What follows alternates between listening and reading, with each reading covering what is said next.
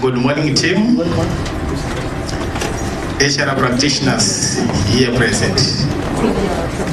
Thank you for making a decision to come and attend this important session on the future of work. To take us through the discussions, we've got Wilson, Lynn, Dina, then Bedelia. So I'm going to give each of the panelists to just say some few words. Hi, good morning. I'm Bedelia. I'm the Country HR Director for IBM. I have got many years of experience. I think I just shocked Lynn now with my age, so I won't say much about that. She asked me, how the hell are you? And I was like, well, make the sums. I think I'm very excited to be here, and HR is the future. You know that old cliche where they say best resources and the greatest assets? I think even if robotics is going to take over, it still is relevant. Good morning, everyone. I'm Beena. I come from Nepal. I have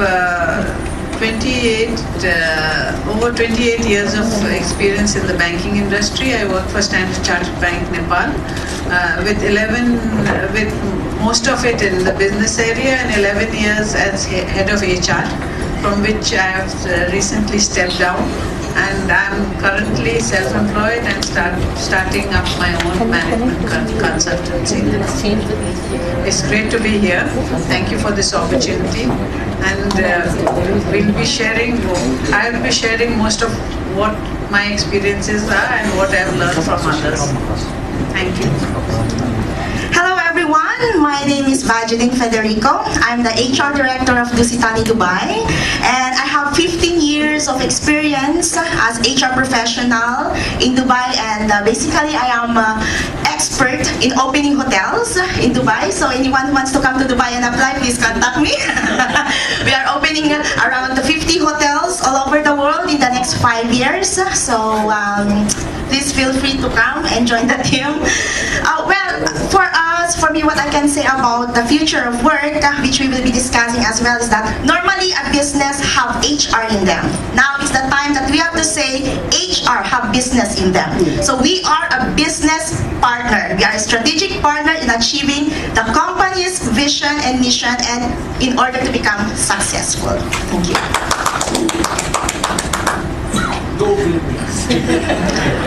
Hello, good morning everyone. My name is Wilson and I'm from Malaysia. I have about 11 years experience in the hospitality industry and about another 15 years or so in the retail industry. Currently I'm the group head HR for Batam, Malaysia. Looking forward for a very fruitful discussion. Thank you. Thank you very much. So our topic is divided into several parts, but the main topic is the future of work and what CEOs expect from HR. So to discuss this critical matter for the businesses, as it also relates to the role of human resources, we've divided it into a number of questions. So the first question is to say, what is future of work? And the second question, what does future of work look like? The general imagination as you look at it from the HR's point of view. Then what is the strategic role of HR in the future? Then what does an HR practitioner need to do to prepare for the future? We're talking about the developmental side. Then what do CEOs expect from HR practitioners in the new dispensation?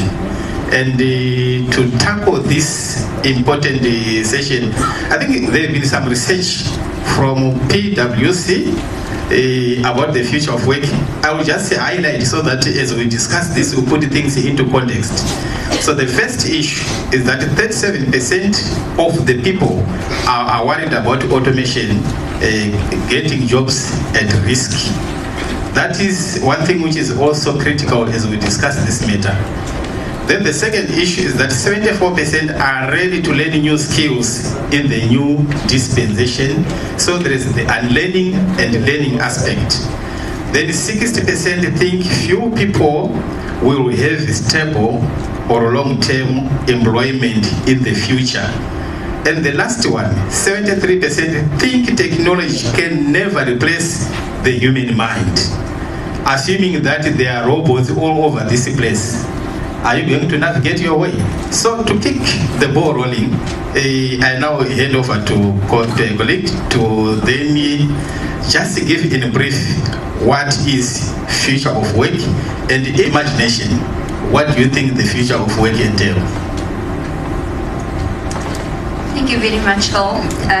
I've got a wild imagination, and I think my imagination started 20 years ago, and I thought the world of work would have changed at a greater pace. And it's only in the last 2 or 3 years, I think, that you can really see the rapid change. So we are moving towards the world of robotics and automation, but in my mind, although that will happen, the robots cannot be the decision makers. They're still the human being that has to put in the right questions to get to the right answers. But the reality is that a lot of jobs are going to be replaced. And it is how do we renew and how do we upskill ourselves and reskill ourselves so that we become relevant again. I mean, if you think about it, I come from PwC quite recently, and auditing was the order of the day. How many graduates don't we take through? And now the research is showing by 2030 we don't even need auditors because everything will be automated. So what do we do with all the people that we have upskilled? How do we reskill them? Because the world of work is going to change. You still need people, but it's how do we then apply those skills? I also think if you look at globalization, we used to be very siloed. The world used to be big. If you look at the room today, we've got over 130 countries represented at this conference. So if you look at it, the world has become so small. I've recently joined IBM, and I must say that is one company where I can feel it's a global organization. I've got a team of people working for me, and yet they're also accountable for work that gets done here in India, in Hungary, Indonesia. And for me, the challenge is how do I manage this global world now? So the world is really changing. Gone are the days when you have people reporting directly into you. It's a matrix world. And then finally, I also think the speed of change. So we need to be able to keep up with that speed of change.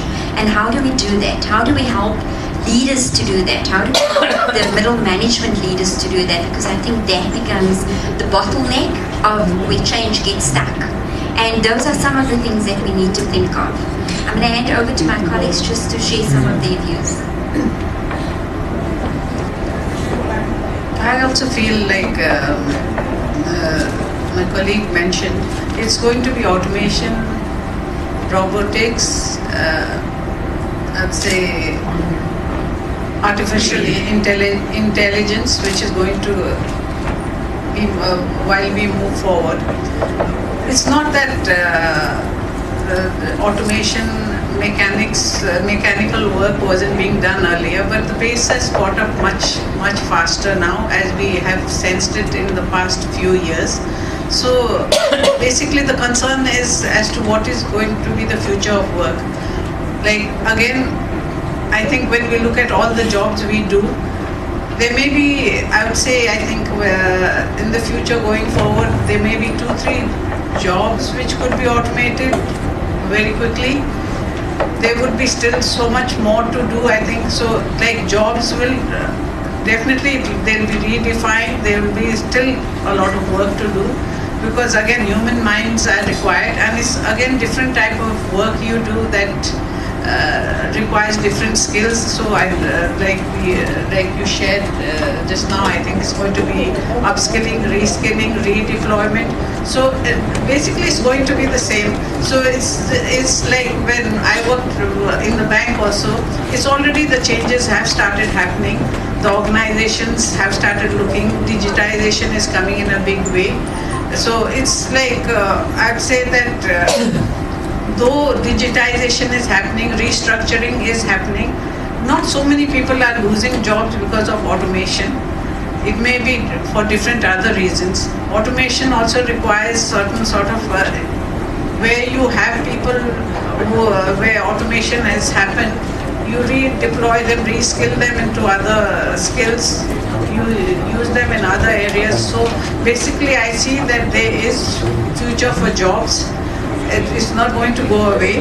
The pace of this automation coming will depend on different countries. I think underdeveloped countries, the pace will be slower. So we'll have to really sort of, but still we cannot overlook this fact because change is happening very fast and we must be ready for helping people to set the right direction to take them to the next level for their skills and their redeployment. Thank you. All right. So if you're going to see, if you're going back, okay, so 20 years ago, there were no social networks. 10 years before that, there were not even webs. Okay, so if you are working in web programming, online marketing, or if you are working in industry of mobiles, your work didn't exist 20 years ago. So nobody knows what is the future of work. Maybe our jobs now will be not be available or existing in the future. Okay, so now they're telling, study shows that by 10 years, 30% of the workforce will be manned by robots. So I'm scared even in HR. Maybe there will be no more HR later on because everything will be manned by robots. Everything will be manipulated by system. IT, so I'm doing some cross trainings actually in other departments like in kitchen, so just trying to learn something new just in case my job will be redundant or they don't need any more HR director in the organization. So the thing is that we need to connect, okay, the digital transformation to the human side, to the human aspect, okay? And this is where our role as HR comes in. The ability to link the digital transformation to the human side of it. Because whether you like it or not, the key element of any business is people, okay? And HR is all about people. So we are the biggest asset of any organization. Even the transformation will come, still, human being is the most important or the key element of any business. So I'm just sharing with my co-speakers a while ago. I just checked in one hotel in Japan, okay? So this is the first hotel manned by robots, okay? 100% of their staff are robots, okay? And the first thing that welcomed me is robot, a dinosaur, okay? Saying good morning to me, good morning, mom.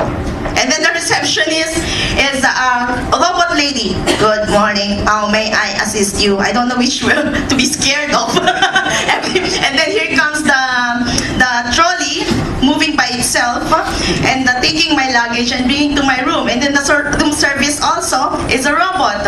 So I don't know if I will eat the food or not. Maybe the food is done by robot. So like, it's really changing, okay? Change, technological work is also the future of work. And one more I checked in Qatar last week, okay? So I'm just sharing as well. I just want to eat hamburger, okay? I arrived in the hotel at 2 o'clock in the morning. So they upgraded my room into a suite room, very huge room, and I'm looking, where's the menu? So I'm really searching every drawer. I'm already pissed off, where's the menu for room service? And then I called the receptionist and I said, where is your menu for room service? And she said, you know, madam, we don't have menu. Okay, so just go to your store application, download this system, and go to our website, www.blah-blah-blah./blah-blah-blah. Papa, I just need a hamburger. And you want me to upload all this 1-hour job? I said, no, we cannot give you hamburger unless you will download this application.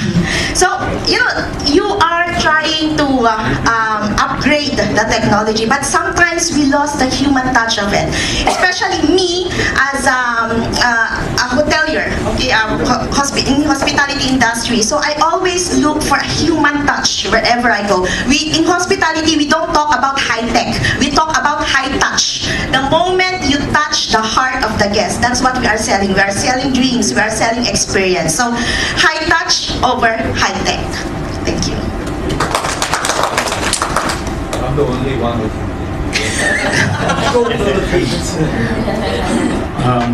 just follow through with what my colleagues have mentioned, and my take is that the future of work is going to have a rapid change within the next 5 years.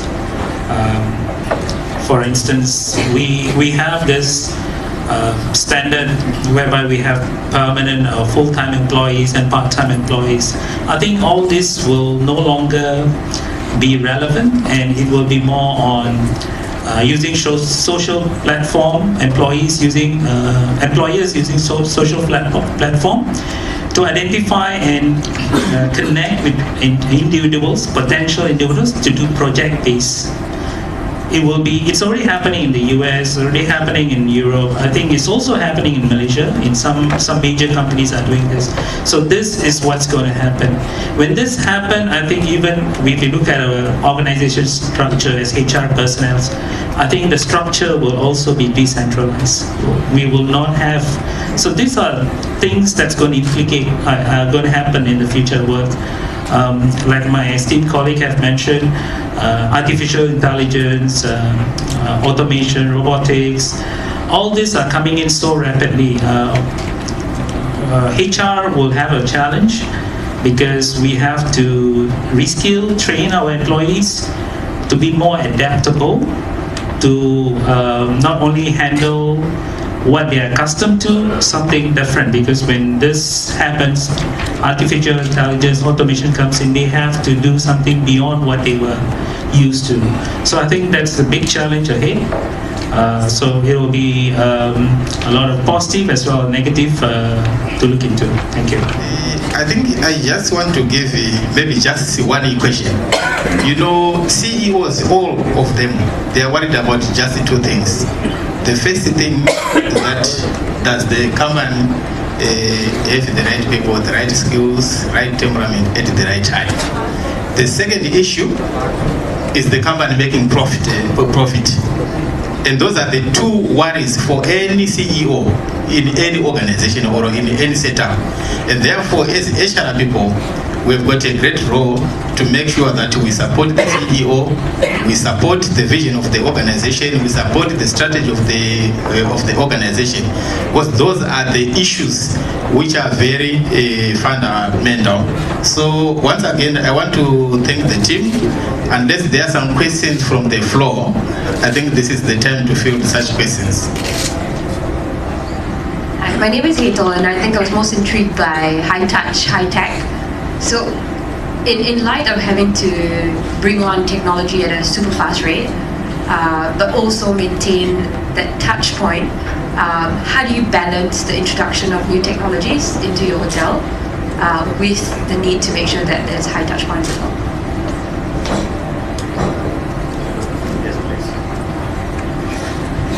Thank you for that wonderful question indeed. In Dubai, hotels are popping in like mushroom. Okay, with the goal of 2020, they're expecting to have 100,000 rooms more. Additional 100,000. So now the competition is more on being high tech. Okay, my hotel have this digital thing, and almost everyone is having in that range. Okay, so for older hotels like us, Dusit Hotel is 15 years already in Dubai. When you talk of 15 years in Dubai, it's already very, very old, because most of the hotels there are 1 year, 2 years, 5 years, and they have all the high-tech gadgets, and we cannot keep on renovating every year to compete with these new hotels. So what makes us different, and I'm inviting you to try our Thai hospitality, okay, is the high touch. Okay, we are not neglecting the high tech, but you've said you have to balance, okay? When you said, actually in Dubai, they have all these categories. When you are in the 5-star category, you have to meet certain qualifications of technologies, okay? So you have to cope up with the changing worlds. So if new technology on a TV screen, you cannot use now the TV which is the box type. Okay, everything now is in the digital world, very big screen, and just sometimes projector is just flashing everywhere in your room. So you have to balance the technological part of it and as well as the human touch. But as I've said, hospitality industry, it's all about experience. It's all about touching the heart of your guests. It's about fulfilling their dreams, because sometimes people are coming to stay in your hotel because it's their dream to stay in your hotel. So you have to give them the best service first and foremost, and at the same time they have to enjoy also the technological aspect of it. Thank you.